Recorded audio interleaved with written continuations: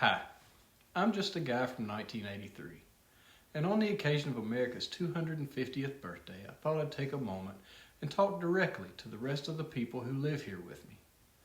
I live in East Tennessee and have noticed a lot as a student of history during my lifetime that applies to the possibilities we have as a civilization. A country that won't learn from its past is doomed to relive its worst moments. And a people so locked into their own worldview that they've stopped listening to their neighbors, well, that's not a country anymore. That's just a collection of factions waiting to collide. We're at one of those moments right now. The word citizen feels less like something we share and more like a side we've chosen. That's not the America we were handed, and it can't be the one we pass on. I'm not trying to both sides this, but I'm also not here to tell one side they're right and the other they're wrong. I'm here to say what most people already know, but rarely say out loud across the divide. The big questions: economic fairness, personal freedom, the dignity of work, the strength of our communities. They don't belong to any party or any generation. They belong to all of us. And the only way we answer them is together. The leaders who built this country's best chapters understood something we keep losing sight of. Government is a tool, not a master.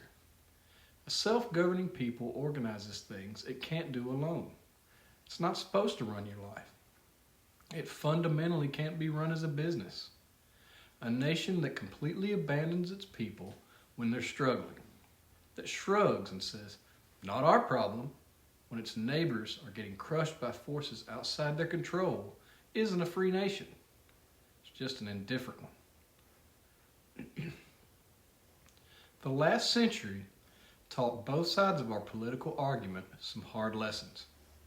The idea that unregulated markets would naturally be fair to working people was disproven pretty decisively by dangerous factory conditions, by the Great Depression, by generations now where economic growth has had almost nothing to do with workers' wages.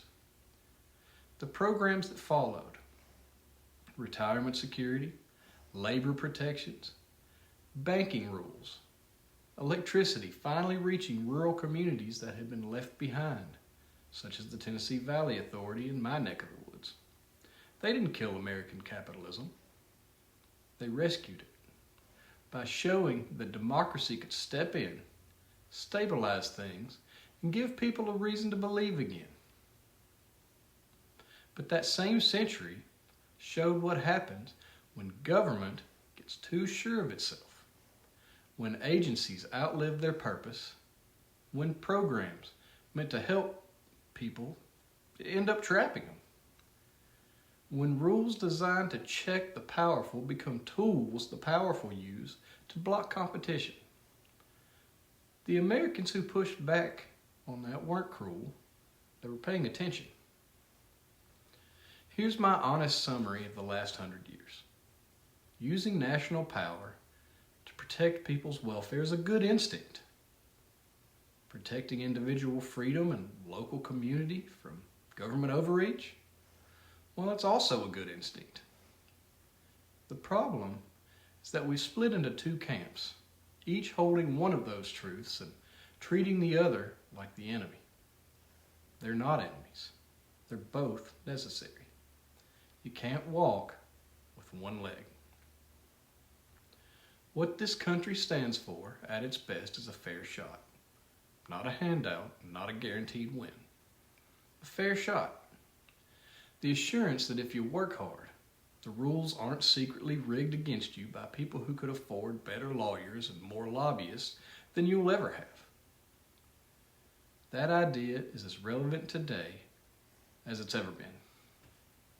Because here's what every working American already knows, even if our politics won't say it plainly. The concentration of power in the hands of a small number of corporations and financial institutions has bent our markets, our government, and our communities out of shape.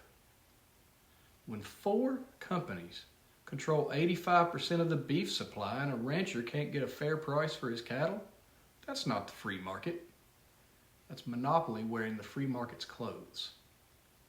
When a hospital buys out every competitor in its county and then jacks up prices on patients who have nowhere else to go, that's not competition. That's extraction of a community's income. When a handful of tech platforms control the flow of information and commerce for an entire civilization and answer to no one, well, that's the trust problem of 1910 dressed up as a server farm. Challenging that kind of concentrated, unaccountable power isn't a left-wing idea or a right-wing idea. It's an American idea. It's what you do when you actually believe that any person with enough effort and ingenuity should be able to build a decent life. This country has confronted that problem before and won. We can do it again. Now, let's talk about jobs. Work isn't just how you make money. It's how you know you matter. It's your identity, your contribution, your place in the community. When this country has understood that, when it's invested in meaningful work, in infrastructure, in the skills people need to build real things, the results have been remarkable. The bridges, the trails, the dams, the highways that still hold us together were built by people who needed to work and left behind something that outlasted them. That's what it looks like when a nation takes the dignity of labor seriously. Right now, millions of Americans are being told, not always in words, but clearly enough, that their work doesn't matter anymore. That the factory, the farm, the trade, the skill that they've built their life around has been rendered obsolete by forces that no one in a position of power particularly wants to slow down. The cities on the coast have done well in recent decades, and a lot of the interior hasn't.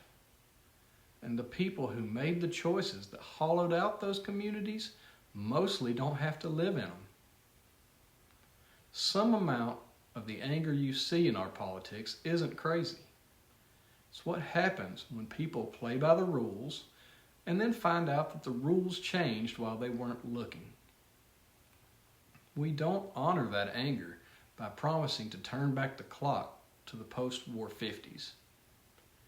We honor it by doing what this country has always done, investing in people and places so that they can build something new without having to move for a new opportunity and abandon everyone they love. No one in East Tennessee or Southern Indiana or Ohio, for that matter, should have to choose between their family and their future. It's a false choice. And a country as wealthy and creative as ours is has no excuse for forcing it on anyone. Now, I want to say this next part very carefully. The word nationalism has taken a beating lately, and a lot of it is well-deserved. There's a version of it that's just resentment, waving a flag, and defines who we are by who we're against, that runs on contempt for the outsider, the immigrant, the person who looks or prays differently. That version is poison. History has a long record of where it leads, and it's never good. But there's this other version that's worth defending.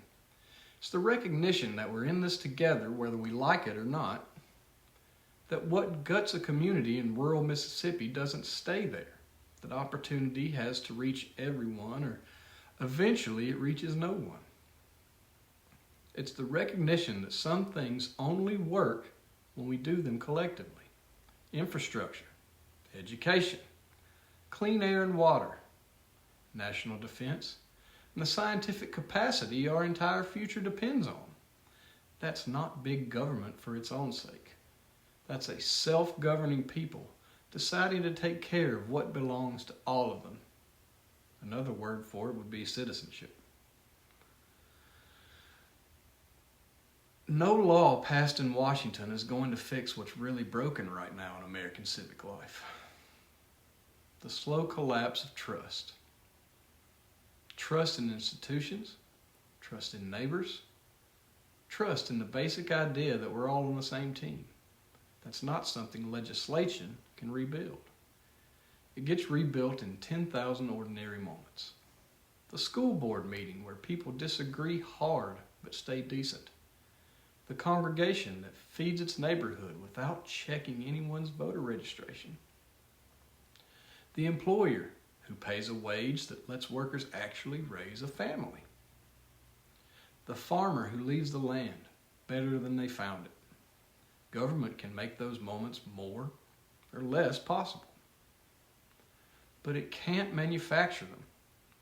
The Republic runs on its people, not just its institutions. Now, I'm not asking you to give up what you believe. If you're conservative, keep believing in free markets, in local community, in faith and personal responsibility. Those aren't mistakes. They're real. And if you're progressive, keep believing that a decent society protects its most vulnerable, reins in concentrated power, and extends real opportunity to people who've been locked out of it. That's real too. What I am asking, what this moment in history is asking, is that we stop treating our piece of the truth like it's the whole truth. That we stop seeing political opponents as enemies of the country rather than neighbors with different ideas about how to make it work. The things that actually make this country great, ending slavery, building a continental economy, defeating fascism, putting a man on the moon, creating the most productive civilization in human history, none of that was done by people who agreed on everything. It was done by people who agreed on enough. We need to find enough again. The challenges in front of us are real and they're big. Communities are being fractured by economic displacement and automation. Democratic institutions are under pressure from foreign and domestic entities. Corporations and platforms hold more power than most governments. Infrastructure has been underfunded for decades, and we're neglecting a natural world we're borrowing from our kids. Small politics won't touch any of that. Self-government was never meant to be finished with a big mission accomplished sign. It's a practice, something you do every generation, something you test in every crisis, something kept alive not by statues or anthems, but by citizens who show up and take their obligations seriously. That means doing whatever it takes to make people get out and vote, to believe in the system and use their voice. I don't care if you're a mechanic in Iowa, a stockbroker on Wall Street, a lobster fisherman in Maine, or a truck driver in California. Power has to answer to people. The rules have to be fair. The economy has to work for more than the people at the top. None of this is a new idea. It's a founding idea rediscovered every time the gap between the promise and reality is too wide to ignore. We're still one country. We're still tied together by the same rivers and roads, the same language and laws, the same memory of what we've built and lost and fought for together. Still, every one of us are the heirs of a republic built on the bet that ordinary people can govern themselves without a king. Let's prove right now and going forward that that bet still pays off. Let's find in what we share and in the future we're building together the common ground that we can stand on. The work is ours. The time is now. Let's get to work actually making that promise into reality. I'm just a guy from 1983. Happy 250th birthday, America.